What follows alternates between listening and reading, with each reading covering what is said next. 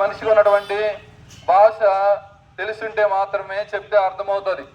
ఇప్పుడు చీమలకి ఏదైనా విషయం చెప్పాలంటే చీమలకే తెలుస్తుంది, ఎందుకంటే చీమలకు మాత్రమే ఆ భాష వస్తుంది. అదే రీతిగా ప్రభువైన యేసుక్రీస్తు వారు 2020 సంవత్సరాల పూర్వము ఈ భూమి మీదకి పుట్టినవాడిగా ఉంటున్నాడు. అదే క్రిస్మస్ అంటారు. క్రైస్ట్ మాస్ అంటే వర్షిప్, అంటే యేసుక్రీస్తుని ఆరాధన చేయడని క్రిస్మస్ అని అర్థం. కనుక ఆయన పుట్టిన కారణం ఏంటి అని అంటే ఈ లోకంలో ఉన్నటువంటి మానవులను పాపము నుంచి పవిత్రులుగా చేయాలని ఉద్దేశంతో కనుక ఆయన భూమి మీద పుట్టినవాడిగా ఉంటున్నాడు. మనిషి వలె పుట్టినవాడిగా ఉంటున్నాడు. కనుక మానవ రూపంలో పుట్టినవాడిగా ఉంటున్నాడు. పుట్టి మానవుడికి ఉన్నటువంటి ఆలోచనలు హావభావాలన్నీ కూడా ఆయనకు కూడా ఉంటా వచ్చాయి.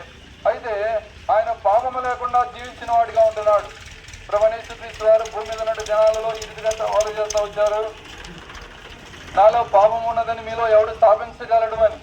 కనుక మనిషి యొక్క పాపములు తీసివేయడానికే ప్రభువైన యేసుక్రీస్తు వారు ఈ లోకంలో పుట్టినవాడిగా ఉంటున్నారు. కనుక గొప్ప గొప్ప వారు పుట్టారు, కాకపోతే వారి యాత్ర ముగించుకుంటూ వచ్చారు. కానీ మనిషి పాపములు తీసివేయడానికి మనుషుల కొరకే ఆ కలువరి సిలువలో చనిపోయిన ఎవరైనా ఉన్నారు అని అంటే ఆయనే ప్రభువైన యేసుక్రీస్తు వారు. కనుక మనిషి చేసినటువంటి పాపముల నిమిత్తమై ప్రభువైన యేసుక్రీస్తు వారు ఆ పాపములు ఆయన మీద వేసుకుంటూ వచ్చారు. కనుక మనిషి ఆలోచన తలంపుల చేత చేసినట్టు పాపం నిమిత్తమై ఆయన తల మీద ముళ్ళ కిరీటం పెడతా వచ్చారు. మనిషి చేసినటువంటి చేతులతో చేసిన పాపం నిమిత్తమై ఆయన యొక్క చేతుల్లో శీలలు కొట్టబడతా వచ్చాయి. మనిషి కాళ్ళతో చేసిన పాపం నిమిత్తమై కాళ్ళలో మేకులు కొట్టబడతా వచ్చాయి. ఈ రీతిగా ఆయన పక్కలో బల్లెపోటు పెరుగుతూ వచ్చారు. ఆ రీతికి గడ్డం పెరిగి వేయబడతా వచ్చాయి. ఇవన్నీ ఎందుకు జరుగుతూ వచ్చినాయి అంటే ఎవరి కోసం అంటే మానవుల కొరకై, నీ కొరకై, నా కొరకై. కనుక నీ కొరకై, నా కొరకై ఆయన ఏం చేస్తూ వచ్చారంటే ప్రాణం పెట్టిన వాడిగా ఉంటున్నాడు. కనుక ఈ లోకంలో మనుషులందరి నిమిత్తమై ప్రాణం పెట్టి సమాధి చేయబడి మళ్ళీ తిరిగి లేచిన వాళ్ళు ఎవరు ఉన్నారంటే ఆయనే ప్రభువైన యేసుక్రీస్తు వారు. ఆ రీతిగా ప్రాణం పెట్టాడు. ఆ రీతిగా మనుషులందరి కొరకై పుట్టి ఆ జీవితంలో పాపము లేకుండా ఉంటాడు. ఇప్పుడు ఆ పాపము లేని వ్యక్తి యొక్క రక్తం ద్వారానే ఏమవుతుందంటే మనుషులకు పాప క్షమాపణ దొరుకుతాయి.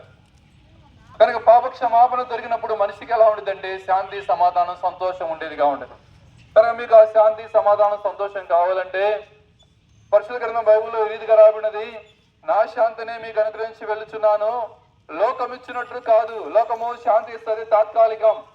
ఒకవేళ సినిమాకి వెళ్తే 3 గంటలు, ఆ తర్వాత ఏంటంటే ఆ సంతోషమే ఉండదు. కానీ ప్రభువైన యేసుక్రీస్తు వారు ఇచ్చేటువంటి సంతోషం ఎలా ఉండదు అంటే శాశ్వత కాలం ఉంటుంది. నిత్యరాజ్యం వరకు సంతోషమే, ఆనందమే. ఉన్నటువంటి చెడు అలవాటులు మారిపోతాయి, చెడు ఆలోచనలు తీసివేస్తా వాడుగా ఉంటాడు. కనుక పరిశుద్ధ గ్రంథం బైబిల్లో ఈ రీతిగా రాబడినది, ప్రయాసపడి భారం మోసుకుని సమస్త జనులారా. కనుక నువ్వు ఎవరమైనప్పటికీ కూడా ఏ భారాలు మోస్తా ఉన్నావో, ఈ లోకంలో ఈ పాప భారం ఎలాంటి భారం మోస్తున్నావో మాకైతే తెలియదు, కానీ ఆ భారం అంతా తీసివేయాలని ఆ నిత్యరాజ్యంలో, మోక్ష రాజ్యంలో ప్రభువైన యేసుక్రీస్తు వారు మిమ్మల్ని తీసుకెళ్ళని ఉద్దేశం కలిగి ఉన్నారు.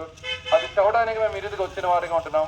కనుక ప్రభువైన యేసునందు విశ్వాసం ఉంచండి, అప్పుడు మీరును మీ ఇంటి వారును గొప్ప ఆత్మరక్షణ పొందేవారిగా